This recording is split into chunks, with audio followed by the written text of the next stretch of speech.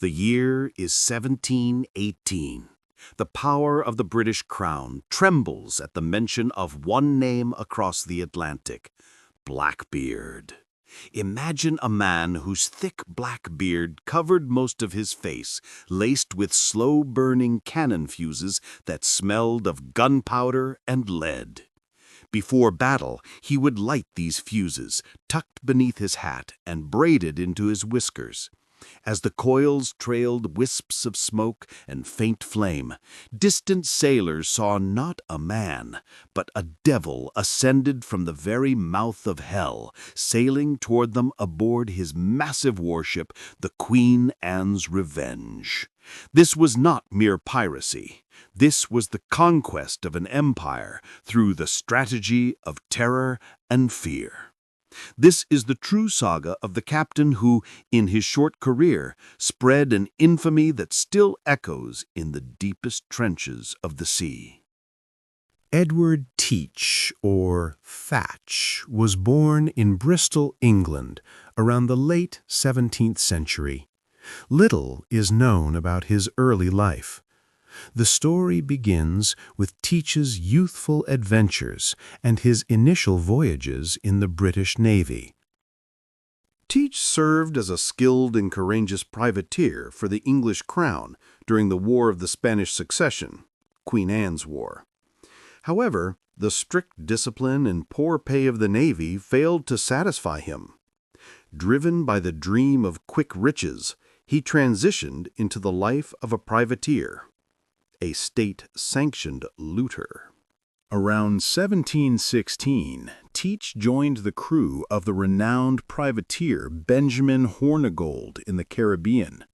Hornigold became Teach's mentor, teaching him the fine arts of piracy, navigation, and, most crucially, the tactics of intimidation. Teach consciously set out to create a terrifying persona for himself. He began meticulously cultivating his dense black beard into a frightening spectacle, using gunpowder and fuses to achieve an infernal appearance on his face, a crucial element of his psychological warfare. The first command. After being granted a captured sloop by Hornigold, Teach became a captain in his own right. His independent career began here. It was during this period that his original name faded, and he became known simply as Blackbeard. Next, in 1717, Blackbeard captured a powerful French slave ship, La Concorde.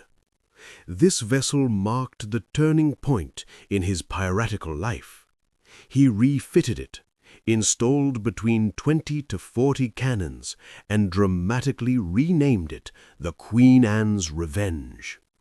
It quickly became one of the most formidable warships in the Caribbean. The strategy of terror. Blackbeard preferred minimal bloodshed. His goal was to achieve surrender through sheer intimidation. The sight of the Queen Anne's Revenge's cannons and his own terrifying visage were enough to make most merchant ships surrender without a fight. Looting the India and Africa trade routes. Blackbeard's fleet rapidly established a reign of terror along the French, Dutch, and Spanish trade routes. Gold, silver, tobacco, spices, sugar, and slaves were all on his list of plunder. The Unlikely Alliance.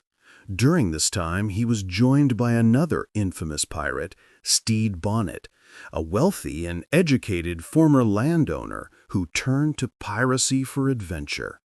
Their unusual alliance further amplified Blackbeard's power and infamy.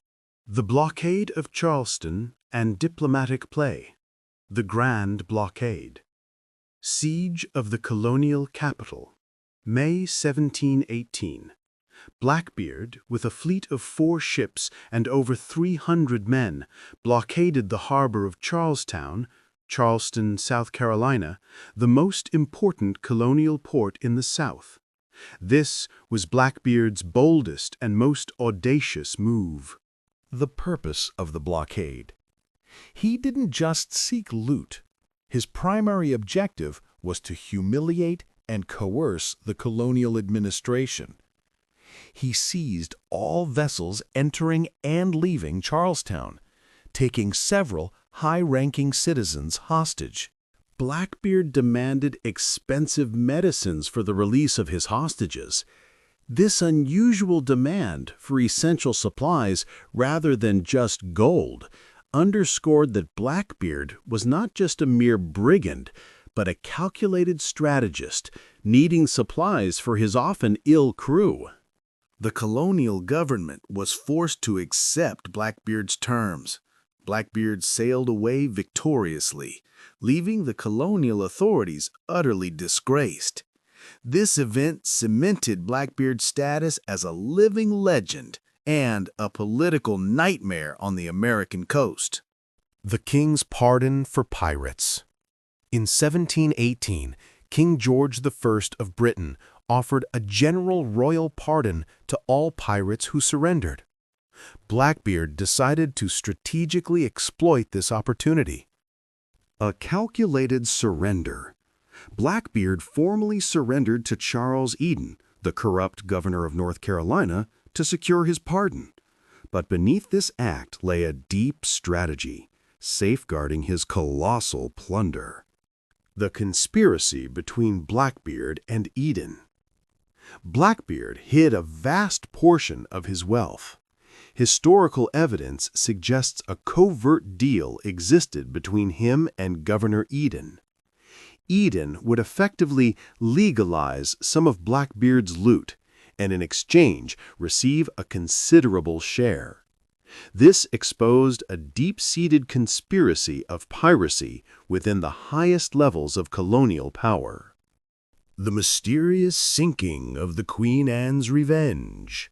Shortly after the pardon, Blackbeard deliberately ran his flagship, the Queen Anne's Revenge, aground at Topsail Inlets, North Carolina.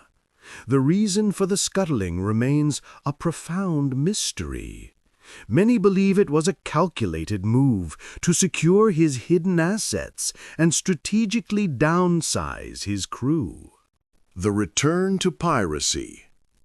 Despite the pardon, Blackbeard quickly resumed his piratical activities, relying on Governor Eden's protection to circumvent the law. He sailed a smaller sloop, the Adventure. Governor Alexander Spotswood of Virginia, a stern and determined figure, is seen in his office secretly planning the operation to capture Blackbeard, pointing at a map. The Battle of Ocracoke. Lieutenant Robert Maynard's mission, November 22, 1718. Lieutenant Robert Maynard led 2 small Royal Navy sloops from Virginia to confront Blackbeard at Ocracoke Inlet, North Carolina. A bloody last fight.